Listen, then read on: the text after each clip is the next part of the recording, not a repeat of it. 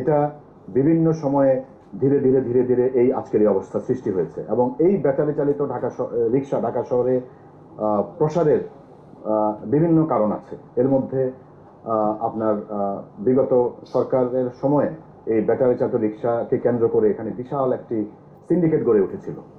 সেই কারণে এই গত 15-20 বছর ধরে 15 বছর ধরে এই ব্যাটারি চালিত রিক্সা ঢাকা শহরে বেড়ে গেছে।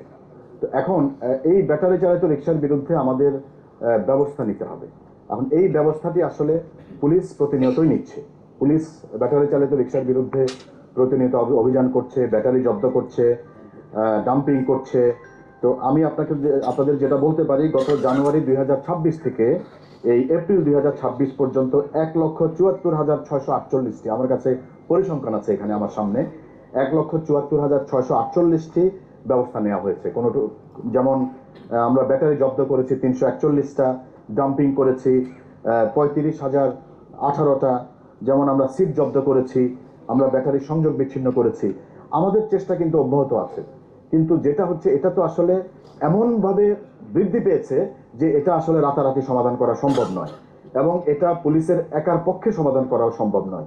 এই জন্য আসলে পুলিশ, সিটি কর্পোরেশন এবং সরকারের অন্যান্য যে প্রতিষ্ঠান যারা রিলেটেড আছে, সবাই মিলে সমন্বিত প্রক্রিয়ার মাধ্যমে এই ব্যাটারি চালিত রিক্সাকে বন্ধ করতে হবে।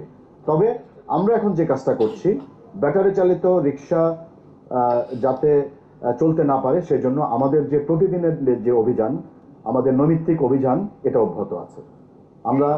আমরা ব্যাটারি চালিত রিক্সার বিরুদ্ধে আমাদের অবস্থান কঠোর, এবং আমাদের এই অভিযান চালু রাখার মাধ্যমে আমরা পর্যায়ক্রমে ব্যাটারি চালিত রিক্সা আমরা কমিয়ে নিয়ে আসব, এবং একটা পর্যায়ে আমাদের এটা জিরো করার সম্ভাবনা আছে। তবে আমি আগেই বলেছি যে পুলিশের পক্ষে এটা অত্যন্ত কঠিন কাজ, এখানে সবাইকে সমন্বিতভাবে কাজ করতে হবে।